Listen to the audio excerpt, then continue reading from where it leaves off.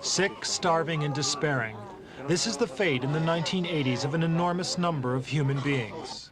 There are at least 10 million refugees around the world, more than half of them in Africa. It's the worst refugee crisis since the Second World War.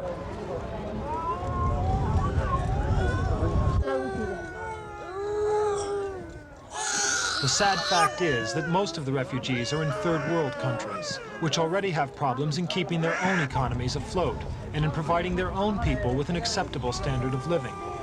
And so it's the international organizations which carry the ultimate responsibility of bringing aid to those in need.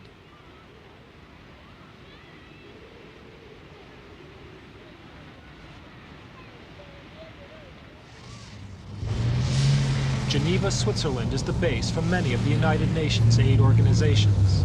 And it was here in July 1979 that a special UN-sponsored conference was held to grapple with the problem of the Vietnam boat people, the hundreds of thousands of people fleeing or driven from post-revolutionary Vietnam.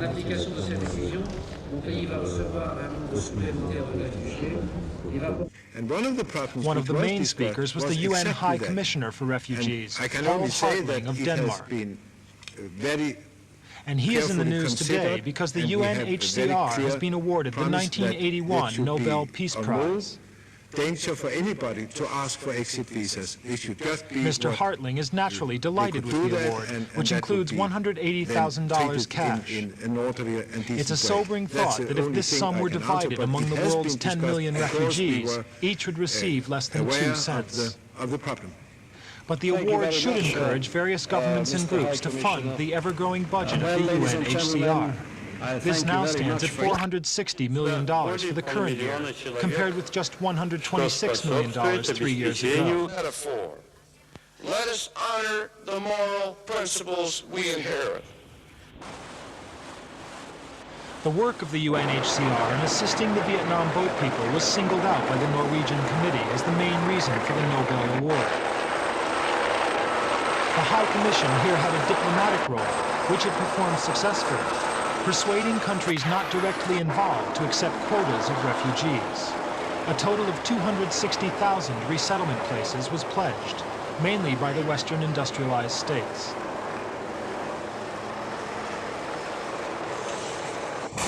High Commissioner Hartling had no sooner helped to resettle the boat people when he made an urgent visit to Thailand's border with Kampuchea.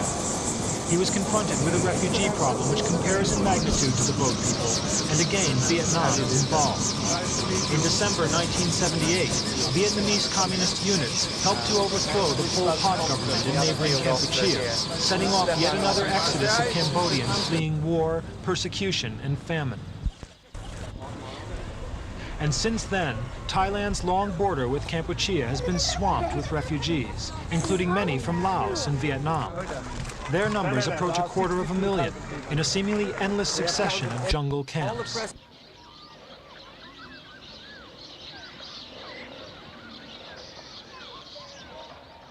The situation in Thailand has presented the High Commissioner for Refugees with a number of exceptional problems.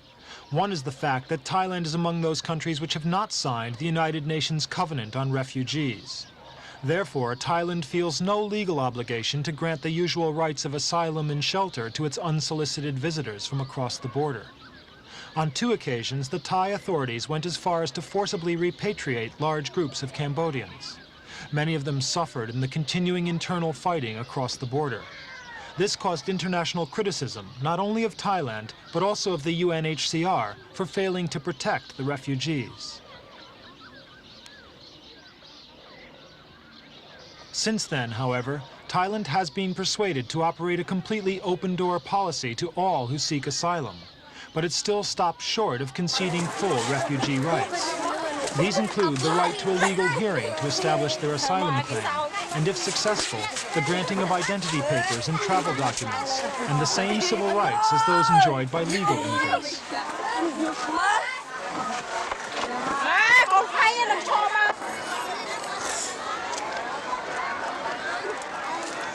United Nations officials have also had their authority undermined because rival Cambodian militias like to control their own camps and the relief aid that reaches them.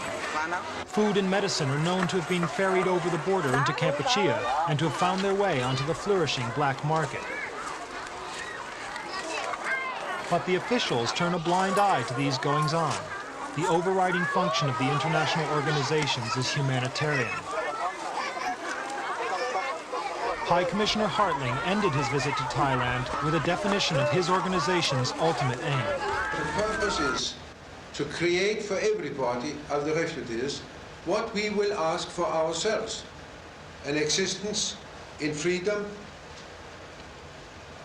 We like to live on our own, support ourselves, be able to raise our children in the way we like.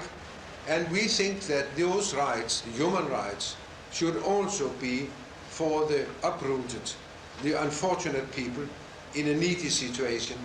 And that's what we are aiming at, to help them to a new human existence, to a new life. Afghanistan's border with Pakistan was the next crisis area for refugees. In the last week of 1979, Soviet forces began their intervention in Afghanistan in support of the new communist government of Babrak Karmal. Ever since, there's been a steady stream of Afghans across the mountains and into the tent encampments that have sprung up in the northwest frontier province and Baluchistan. This is now said to be the largest concentration of refugees in the world, possibly numbering as many as 2 million, or 1/7 of Afghanistan's entire population.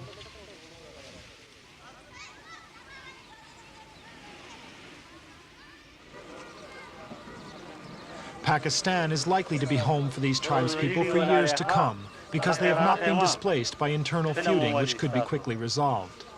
They now find themselves in the front line of the renewed Cold War, the souring of relations between East and West, to which the Soviet intervention contributed in no small part.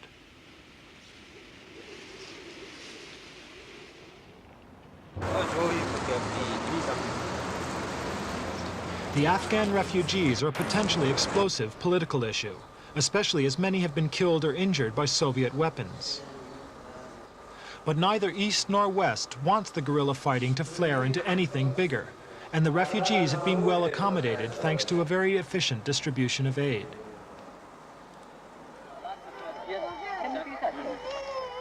Still on the Indian subcontinent, this time the troubled state of Assam in northeast India. There is a long history of rioting and killing between the native Assamese and the large number of recent immigrants from Nepal, Bangladesh, and other parts of India. These villagers were displaced by a raid from another source of trouble, the dissident Naga hill tribes who oppose the central government. They have lost their homes and many of their possessions, and now live in camps like many other refugees. But they remain an internal issue and are provided for by the Indian authorities. There is no role here for the United Nations.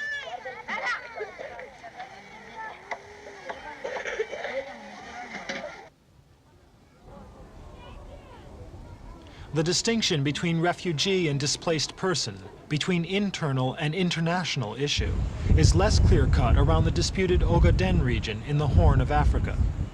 The people concerned are the Somali-speaking nomads of the Ogaden, where Ethiopia launched a fierce war 3 years ago against Somali-backed guerrillas. At first, Somalia attempted to care for the refugees without outside assistance, but sheer weight of numbers forced it to reconsider. The Unhcr is now very active here, but it has also had to face up to one of its recurring problems: how to assess the number of refugees in need. The Somali government sought aid for 1.3 million, and this number was initially accepted by the UNHCR. Latest assessments put the figure at around 600,000.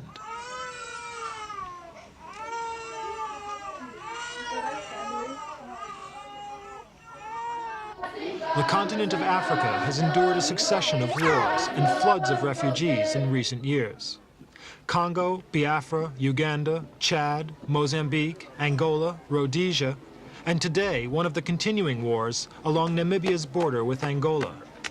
These Namibians, supporters of SWAPO guerrillas, have been forced by South African offensives to seek refuge inside Angola. Africa provides many examples of situations like this, where refugees are literally fleeing for their lives from war. And mindful of this, the Organization of African Unity has helped in extending the generally accepted definition of a refugee. The OAU adopted its own Convention on Refugees in 1969, including in the definition any person who is forced to leave his homeland because of external aggression or foreign occupation or events seriously disturbing public order. This expanded definition has won widespread recognition internationally. The peaceful-looking mountains of El Salvador in Central America are still the scene of this so-called serious public disorder. A vicious civil war has been going on for years. Salvadorian refugees defy general classification. After abandoning their homes, some go into government-controlled camps, or retreat into the mountains, or seek refuge across neighboring borders. Others manage to reach Europe or the United States and seek asylum, though controls are strict. The United States has flown thousands of would-be refugees back to El Salvador and possible reprisals because they have been classified as economic migrants, people merely fleeing poverty, who therefore do not qualify for refugee status. More desperate Central Americans, Nicaraguans besieging the United States Embassy in search of entry visas, just before the left-wing Sandinista revolution. Regarding Nicaragua, the United States attitude again appeared to be influenced by its own foreign policy, rather than by international convention.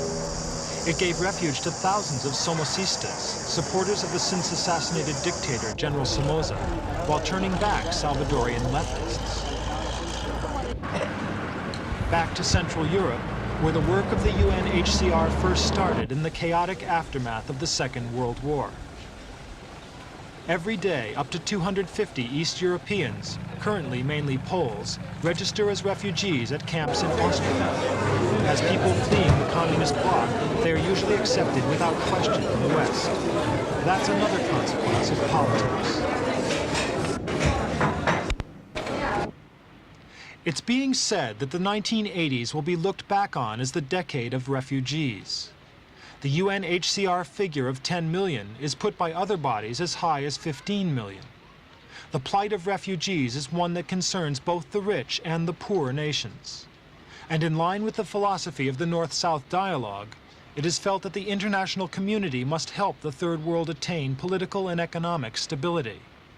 Otherwise, the growing Fourth World of hungry and homeless could destabilize the whole international system even further.